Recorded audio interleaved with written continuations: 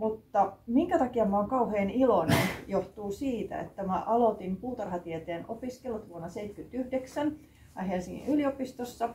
Silloin opettajille oli joka vuosi 2 viikon tällainen täydennyskoulutusjakso, kurssi yliopistossa puutarhakasvatuksesta, mutta sitten se loppui. Mä itse olen sitten opettanut opettajia Helsingin yliopiston Palmeenian täydennyskoulutuskeskuksen tämmöisillä opettajakursseilla, joita oli aina silloin tällöin. Niitä ei ollut edes joka vuosi, mutta sen jälkeen ei ole oikeastaan ollut mitään. Ja tämä on kauhean hienoa, että tämä koulupuutarha-kiinnostus on nyt taas jälleen herännyt. Eli kun elää tarpeeksi vanhaksi, niin näkee tällaisia pitkiä trendejä ja kehityskaaria. Ja miksi mä oon tämän aiheen parissa johtuu siitä, että mä itse aloin 90-luvun puolivälissä tekemään väitöskirjaa aiheesta, että miten puutarhanhoito ja viherympäristöt vaikuttaa terveyteen ja hyvinvointiin. Silloin se vastaanotto oli sellainen, että eihän tuollaista voi tutkia, ei ollenkaan. No, mä olin sinnikäs ja tutkin kuitenkin. Ja mä oon tuolta 2000 vuodesta lähtien, eli kohta 4. vuosisadan, opettanut Helsingin yliopistossa sitten puutarhan hoidon ja viherympäristön hyvinvointivaikutuksia. Ja ainakin ehkä muutaman vuoden sitä vielä siellä teen. Ja olen muutamia opinnäytetöitä ja tohtoriväitöskirjankin ohjannut nimenomaan lastenpuutarhoista ja koulupuutarhoista. Että siellä ollaan niin kuin tutkittu näitä, mutta että tätä varten mä kävin sitten läpi, tein semmoisen pikatsekkauksen uudesta kirjallisuudesta ja huomasin yllättäen, että nyt ihan 2020-2023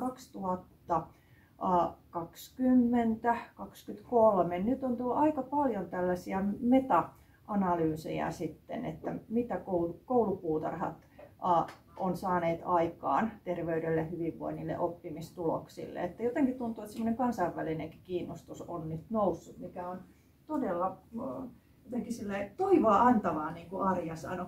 Ja tässä mun esityksessäni on nyt aika paljon sitä, mitä me ollaan jo kuultu. Mutta ehkä tässä on nyt sitten semmoinen enemmän tällainen, niin kuin, että mä käyn niin kuin tutkimuksen kautta tätä läpi. Että mä oon tiivistänyt tähän aika paljon erilaisia tutkimustuloksia sitten, mutta katsotaan. Ensimmäinen asia, mihinkä mä kiinnitin huomiota, oli se, että mihinkä keskusteluun tämä koulupuutarha nyt kuuluu tässä ajassa. Ja se onkin hyvin niin kuin laaja spektri, mihinkä se kuuluu. Me kuultiin jo tässä, Arja varsinkin nosti esiin näitä asioita, että missä yhteydessä koulupuutarhoista puhutaan tällä hetkellä. Silloin vielä joskus 90-luvullakin ja 2000-luvun alussa aika paljon keskityttiin just opetussuunnitelmiin ja siihen, että miten se niin kuin saadaan integroitua nämä niin kuin eri oppiaineisiin.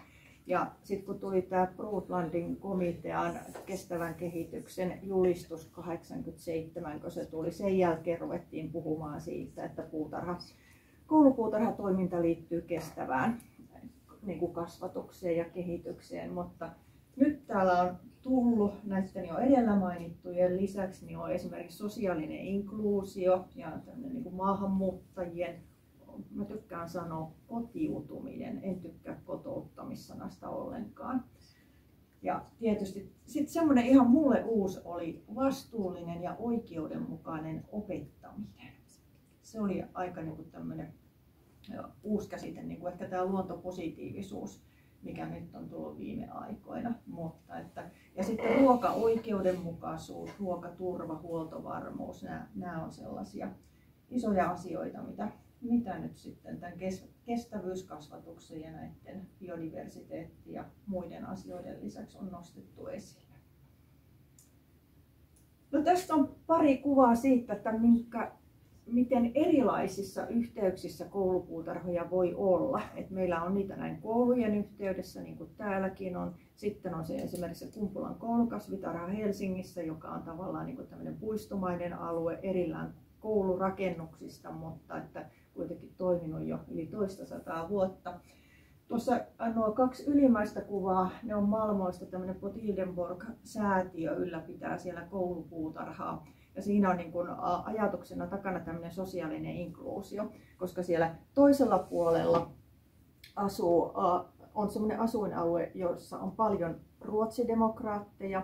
Toisella puolella on asuinalue, jossa on paljon muslimilapsia, maahanmuuttajia. Ja siellä on ollut hyvin paljon sitten tämmöisiä yhteenottoja. Niin tämä koulupuutarha on sellainen paikka, jossa nämä lapset voi tavata sillä tavalla, että siellä myös vanhemmat pystyvät niin kuin olemaan toistensa kanssa tekemisissä. Ja heillä on niin kuin missiona se, että tällä koulupuutarhatoiminnalla, että he niin kuin näitä tällaisia sosiaalisia jännitteitä purkaa sillä. No sitten tässä on toinen esimerkki Malmöstä kanssa, että on ihan tämmöinen julkinen puisto Kungsträdgården, jossa tämä koulupuutarha sijaitsee. Mutta että näitä malleja toteuttaa koulupuutarha on hyvin erilainen. Mutta kaiken kaikkiaan, niin kuin me on tässä jo kuultu, niin koulupuutarha tukee lasten ja nuorten tervettä kehitystä. Ja se lähiluonto voi puskuroida moninkin tavoin vaikeiden elämäntapahtumien vaikutuksia lasten elämässä. Ja nythän meillä nyt on niitä surullisia tapauksia tässä ollut viime aikoinakin, että koulupuutarha, että tämmöinen vihreä kouluympäristö voi olla hyvinkin tärkeä sitten auttamaan selviämistä niistä psyykkisistä kriiseistä. Ja se, että se puutarhaluonto on siinä lähellä, niin se on tosi tärkeää ja sen takia meidän pitäisi saada koulut vihreiksi. Et se on ihan kauheata, kun koulut eivät ole vihreitä ja en mä täälläkään kyllä näe kasveja sisällä. Onko täällä yhtään? Se olisi tosi tärkeää, että niitä olisi myös sisällä. Ja se, että siellä on sitä luontoa, kun meillä on luontaisesti niitä semmoisia affektiivisia tunteisiin liittyviä vasteita luontoon kohtaan, niin se herättää sen kiinnostuksen siihen ympäristöön. Että siellä on jotakin, jota niin se vangitsee sen huomioon. Ja sitten toiminnallisena ympäristönä koulupuutarha se vastaa ihmisen ihan näihin psykologisiin perustarpeisiin. Siihen, että meillä on sitä itsemääräämisoikeutta, niin kuin me äskeisessä esitelmässä kuultiin, että ja saa tehdä jotakin ihan omasta päästään ja itse niin kuin itse haluaa. Voi käyttää taitojaan, voi kehittää niitä, saa sitä kompetenssia, pätevyyden tunnetta. Ja sitten tuntee sitä yhteenkuuluvuutta toisten kanssa, mutta myös sen ympäristön kanssa. No, puutarhahan vaikuttaa ihan samalla tavalla kuin mikä tahansa luonto. Eli mä olen nyt jakanut tässä nämä vaikutukset niin, että se puutarha vaikuttaa meidän terveyteen ja hyvinvointiin ensinnäkin elinympäristön olosuhteiden kautta. Eli siellä tulee tämä ilmanlaatu, melu, helteet, luonnonvalo, mikrobiomi, fytonsidit. Sitten aistittavien ominaisuuksien kautta, joiden kautta me saadaan se havainto siitä ympäristöstä ja se kokemus.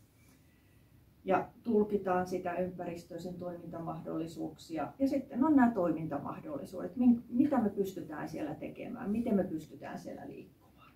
Ja vaikutuksethan näkyy moninaisesti ja niitä on tutkimuksissa, niin kuin näitä vasteita on laidasta laitaan. Siellä on mitattu sekä terveydentilaa, toimintakykyä, osallisuutta, fyysistä aktiivisuutta, mutta myös kysytty ihmisiltä itseltä, että miltä tuntuu ja on havainnoitu heitä. Ja käydään tässä nyt sitten läpi näitä erilaisia vaikutuksia. Eli luonnonvalohan on meille kaikista parasta näkemiseen. Ja lasten niin kuin silmän näkemisen kehittymiseen se, että he saa olla siellä ulkona, katsoa välillä lähelle, välillä kauas, niin se on huomattu, että se on tosi tärkeää. Ja se, että se valoisuus vaihtelee luonnollisesti ja on niitä valoja ja varjoja, niin se vaikuttaa siihen ympäristön hahmottamiseen. No, lapsethan saa sitä D-vitamiinia, heillä D-vitamiinia muodostuu hyvin siellä omassa elimistössä, niin pitäisi saada riittävästi sitä auringonvaloa sinne iholle. Melatoniini, meidän unihormonin muodostuminen on täysin valosta riippuvaista, että se unirytmi säilyisi terveenä, niin me tarvitaan sitä luonnonvaloa. Ja UV-säteily, se on haitallista, mutta se on myös hyödyllistä. Se säätelee verenpainetta. Että voi ajatella, että esimerkiksi opettajalle, jos verenpaine sattuu vähän olemaan koholla, niin on hyvä mennä sinne ulos. Mutta mikä on erityisen tärkeää sitten lasten kehitykselle on tämä mikrobiomi, eli se luonnon mikrobisto. Ja tästähän meillä Suomessakin tehdään ihan paraikaa tosi paljon tutkimusta. Eli lasten pitäisi päästä ihan oikeasti kosketukseen sen mullan kasvien kanssa, koskee kasveja, koskee multaa paljain käsin, hengittää sitä ulkoilmaa, koska se puolustuskyvyn kehittyminen terveeksi ja aktiiviseksi edellyttää sitä. Ja sen ylläpito myös edellyttää sitä, että se, että me hengitetään niitä erilaisia mikroobeja, se, että me saadaan niitä iholle, se, että me syödään niitä. Ja nyt meillä yhä edelleen tulee niin kuin entistä enemmän tietoa siitä, että myös nämä mielialavaikutukset saattaa olla hyvinkin niin kuin pitkälle mikroobien ansiota. Eli kun me saadaan meidän suolistoon luonnon hyviä mikroobeja, joita siellä on siis, Tari Haahtela tapaa sanoa, että niitä on se 99%. Eli ne on näitä tällaisia hyvin laiskoja mikroobeja, jotka ei ole mitenkään aktiivisia lisääntymään, mutta ne aiheuttaa sitten sen, että meidän elimistö reagoi niihin sillä tavalla, että siitä se immuunipuolustus vahvistuu. Ja ne saattaa tuottaa erilaisia aineenvaihduntatuotteita, jotka esimerkiksi vaikuttaa sitten meidän mielialaan. On ajateltu, että tämmöinen Mycobacterium vaccae, joka on yleinen maabakteeri, se saattaisi olla vaikutuksiltaan jopa tämmöisen masennuslääkkeen veroinen. Ja se on esimerkiksi se bakteeri, joka aiheuttaa tämmöisen kivan maantuoksun, mistä ihmiset yleensä tykkää, mutta tutkimuksia näistä on vielä aika vähän, että niin semmoista varmaa tietoa ei uskalla sanoa. Ja sittenhän kasvit erittää tämmöisiä niin kutsuttuja fytonsideja, eli tämmöisiä haihtuvia orgaanisia yhdisteitä, ja niilläkin ajatellaan olevan terveysvaikutuksia. Arja jo mainitsikin, että puutarhassa se stressi lievittyy, ja se, että siellä se stressi lievittyy jo ihan muutamassa minuutissa, 2–5 minuuttia, niin se kertoo siitä, että meidän elimistö palautuu, erilaiset fysiologiset järjestelmät palautuu tasapainotilaan nopeammin siellä ulkona puutarhassa, kun me oltaisiin sisätiloissa. Ja nyt ajattelee, että kouluympäristö on aika stressaava. Se on stressaava oppilaille ja se on stressaava opettajille. Ja on havaittu, että luontoympäristö, puutarhaympäristö, se vaikuttaa niin kuin monenlaiseen stressiin. Se vaikuttaa psyykkiseen stressiin, fysiologiseen stressiin, akuuttiin stressiin. Ja sitten meillä on hyvin vahva tutkimusnäyttö, että se akuutti stressi varsinkin lievittyy tosi nopeasti. Mutta meillä on yhä enemmän näyttöä siitä, että myös krooninen stressitila, joka näkyy esimerkiksi hiljaisena tulehduksena siinä, että meillä on tulehdustekijät nousseet. Ja tämän hiljaisen tulehduksen taas ajatellaan, että se on hyvin monen kroonisen sairauden taustalla. Niin on merkkejä siitä, että se, että me ollaan kosketuksissa luontoon, ollaan kosketuksissa siihen multaan ja kasveihin, että se nimenomaan sitten hillitsee tätä kroonista tulehdusta. Ja esimerkiksi on joitakin tutkimuksia, missä on näytetty, että tämmöinen immuunijärjestelmän vanheneminenkin saattaa hidastua. Että nämä on tosi niin kuin isoja asioita, mitä voi niin kuin saada siitä luontoyhteydestä. Ja sikäli tämä on hyvä, että mitä stressaantuneempi on, niin sitä voimakkaampia ne vaikutukset on. Ja jos sitten ajatellaan koulumaailmaa, niin siellähän on aika isoja tämmöisiä sosioekonomisia eroja. Niin voi ajatella, että ne heikommin pärjäävät oppilaat nimenomaan sitten hyötyy eniten. Ja se on muuten tutkimuksessa kyllä näkyy. No, sitten tämä tiedonkäsittely, joka jos ajattelee ihan tälleen maallikkonakin, niin sehän on kouluympäristössä se on se kaikista tärkein asia, että täällähän meidän pitäisi sitä tietoa käsitellä ja oppia sitä käsittelemään ja omaksua sitä tietoa.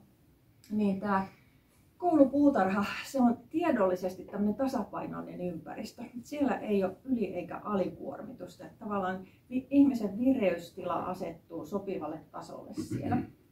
Ja siellä se puutarhassa se ympäristötieto, koska se on aistein ymmärrettävä, ja just niin kuin Arja sanoi, niin siellä käytetään kaikkia aisteja, niin siinä tulee tällainen niin kuin integraatio siitä ympäristötiedosta, että se tavallaan eri aistien kautta saatava tieto on yhdenmukaista, niin se on helppoa ymmärtää, se on tulkita, ja meillä on luontoympäristöihin, meillä on tavallaan olemassa semmoisia valmiita skeemoja tai tämmöisiä niin kuin semmoinen esiymmärrys siitä, että mitä siellä on, niin sen tulkinta on helppoa. Et siihen ei välttämättä tarvita kovin paljon sitä tiedollista ajattelua.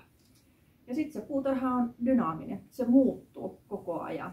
Se ei ole tämmöinen, niin kuin, eihän täällä muutu, ehkä noin pinot tuossa, vihkopinot muuttuu, mutta tässä ei paljon sitten kyllä niin kuin aisteja innosta. Ja sitten just, että lapsilla se sensorinen integraatio, se, että se aistitieto yhdistyy järkeväksi kokonaisuudeksi, niin se kehittyy hyvin sitten siellä puutarhassa. Ja se keskittymiskyky ja tarkkaavaisuus palautuu. Itse asiassa niin kuin monien tutkimusten mukaan ollaan kyllä päädytty siihen, että se palautuu jo noin 20 minuutissa, että ei siihen ihan sitä 40 minuuttia tarvita. Ja se johtuu niin kuin varmaan monesta tekijästä just tästä, että se tieto on ymmärrettävää, ei tarvitse pinnistellä, siellä on vähemmän häiritseviä tekijöitä ja siellä on runsaasti niitä esteettisiä piirteitä, johon sitten se huomio kiinnittyy ja tavallaan niin kuin auttaa unohtamaan sen kaiken muun hälyn, mikä siellä päässä on. Mutta se ei vie tarkkaavaisuutta kokonaan, niin kuin kännykkä esimerkiksi vie sitten, että se on niin kuin, kun lapset katsoo kännykkää, niin eihän ne kuule eikä näe mitään, mutta siellä luonnossa jää sitten vähän aikaa ihmetellä, mutta se ihmettely on sellaista, puhutaan semmoista soft fascinationista. Oho, nyt pitäisi nyt kiirehtiä. No mieliala on sitten toinen juttu, eli tämä mieliala paranee hyvinkin nopeasti, että siihen riittää ehkä semmoinen 10 minuuttia noin arviolta. Ja on havaittu, että luonnossa, puutarhassa varsinkin, kun siellä on niitä värikkäitä kukkia ynnä muita, niin ja hyviä tuoksuja, niin siellä kielteiset tunnetilat haihtuu nopeasti ja tilalle tulee sitä iloa, toiveikkuutta ja hyvää oloa. Ja puutarha on hirveän hyvä paikka opetella niitä tunnetaitoja, koska puutarhassa voi ilmaista tunteitaan vapaasti ja tavallaan se rauhoittava ympäristö antaa sitten voimavaroja siihen, että pystyy hillitsemään niitä tunteita. Ja se huolenpito kasvattaa sitä empatiakykyä. Puutarha myös liikuttaa niin opettajia kuin oppilaita ja varsinkin sitten kun se liikkuminen vähenee, kun siirrytään sinne yläkouluun, niin ehkä yläkoululaiset varsinkin kannattaisi pistää sinne koulupuutarhaan liikkumaan. Ja se on monipuolista liikuntaa, eli kehonhallinta paranee, koordinaatio, voima, tasapaino paranee. Ja lapsilla on paremmat fyysiset taidot, kunto ja ne on energisempiä, jos heillä on mahdollisuus tähän koulupuutarhaan käyttää sitä. Ravitsemuksen on havaittu paranevan, eli herättää kiinnostusta ruokaan, ruoan laatuun, ruokatottumukset saattaa parantua ja painonhallinta tulee helpommaksi. Ja pitkällä aikavälillä voidaan edistää terveitä elämäntapoja ja vaikuttaa siihen ruokakulttuuriin. Esimerkiksi Australiassa on hyvin niin kuin tämmöinen voimakas tai vahva koulupuutarhaliike ja siellä tämä yksi tämmöinen niin kuin brändi on Stephanie Alexanderin tämmöiset Kitchen Garden koulupuutarhat. Tämä Stephanie Alexander on tämmöinen kuuluisa kokki ja joskus käyn yhdessä hänen tämmöisessä puutarhassa. No, elämänlaadun kannalta se koulupuutarha on vallan loistava paikka. Lapsille kehittyy parempi itsetunto, itseluottamus, akateeminen identiteetti, kun he tuntee, että mä osaan, mä pystyn sentään johonkin. Ja tämmöinen alueellinen kontrollin tunne, niin tulee semmoinen, että nyt se voimaannuttaa, että mä hallitsen niin kuin ainakin tämän pienen läntin tässä. Ja lapsille on tosi tärkeää myös se, että he saa aikaan, he onnistuu ja siitä tulee niitä onnellisuuden kokemuksia. Ja se vastuullisuus kehittyy just sen takia, että kun nähdään se kausaalisuus, syy-seuraussuhteet ihan konkreettisesti. Ja sitten tulee sitä ylpeyttä omistajista. Tämä on meidän koulu, täällä on jotain mun juttua. Että en nyt ole välinpitämätön tätä tilaa kohtaan. Ja toki vahvistaa luontosuhdetta. No, yhteisöllisyydelle, sosiaalisille suhteille puutarhahan on mitä mainioin kasvualusta. Se yhdenvertaista ja on tutkimuksessakin havaittu se, että niin oppilaiden väliset suhteet paranee, oppilaiden ja opettajien suhteet, mutta opettajien ja vanhempienkin suhteet, koska sitten opettajilla on jotain niin kuin muutakin kerrottavaa kuin niitä ikäviä Vilma-viestejä sitten aina. Ja sitten se mahdollistaa sen yhteisön, niin kuin mekin ollaan nyt täällä ihan tästä niin kuin Keravalta ja jostain muualtakin tultu tänne. Ja sitten tulee erilaisia tapahtumamahdollisuuksia. Ja voi sanoa, että niin kuin väestösuhteet paranee eri-ikäisten ja erilaisten ryhmien välillä. No, oppimisesta meillä onkin ollut jo tässä puhe, eli tämmöinen motivoituneisuus siihen oppimiseen ylipäätänsä ja erilaisten niin kuin oppiaineiden oppimistulokset on parantunut. Ja just tämä, että kun se konkreettinen käsillä tekeminen, se luo sille tämmöiselle tiedolliselle, abstraktimmalle oppimiselle pohjaa sitten. Ja erityisesti on havaittu, että hyötyy sellaiset oppilaat, joilla on oppimis- ja keskittymisvaikeuksia, esimerkiksi ylivilkkausoireista kärsivät alisuoriutujat, sellaiset ihmiset, jotka on koulupudokasriskissä, vähemmistöryhmiin kuuluvat ja pojat. Nämä on tulleet tutkimuksissa sitten esille. Tässä vaan ihan vilautan, että sitten on tehty erilaisia tämmöisiä teoreettisia mallinnuksia näistä vaikutusketjuista näissä tutkimuksissa, mutta että, voi sanoa, että hyödyt on niin mittavat, että kannattaisi käyttää. Tässä on ihan Elli Korpela teki aikoinaan lievästi kehitysvammaisten lasten puutarhatoiminnasta gradunsa ja siinä tuli kyllä aika hyvät tulokset kanssa, että niin kuin hyvin monenlaiset taidot kehittyi sen puutarhatyöskentelyn aikana. No, tähän ihan loppuun sitten vielä, että niin kuin on jo kuultu, niin koulupuutarhatoiminnalla on pitkä historia. Tässä on mun vasemmalla puolella näette mun isoäidin ja sitten tulee mun isoäiti. Ja Arja mainitsi tästä kokeellisesta opetuksesta, niin mun isoäiti on aikanaan ottanut osaa sellaisen kansakoulun opettajan maatalous- ja osuustoimintakurssien kurssiin, jossa muun muassa on ollut apulannoitus, aineiden käyttö ja lannoituskokeiden järjestäminen. Eli se on vuonna 2023 ollut. Eli tämmöinen tässä on pitkä historia ja toisaalta se on hyvä, kun lukee ja näkee näitä perusteluita, mitä silloin on käytetty, niin ne pätisi ihan yhtä hyvin nyt. Ja itse asiassa nyt pitäisi niin kuin saada, no valtiolla on se taloudellinen tilanne mikä on, mutta että valtion apuakin on annettu aika anteliaasti koulupuutarhatoimintaan aikana. No, tässä vaan vilautan tämmöistä, että tämä on vähän semmoista ihanteellista kasvatusta ollut, mutta mun mielestä tässä on hieno ajatus se, että niin kuin kasvattajan pitäisi ottaa jokaisen lapsen erityisyys huomioon ja tukea häntä niin kuin sillä tavalla, että mikä häntä, niin kuin tätä lasta kaikista parhaiten tukee, että ei antaa keppiä, vaan antaa se tukikeppi. Enää vielä vai? Ja meillä on jo hirvittävän hyviä verkkolähteitä saatavilla suomeksikin ja täällä esimerkiksi tämä Arjan kirja on varmaan tosi hyvä lähde, mutta jos haluatte katsoa mitä muuallakin tehdään, niin tuossa on sitten muutamia sitten verkko-osoitteita. Mutta toivon sydämestäni niin kuin hyvää kasvua kaikille. Kiitos. Kiitos.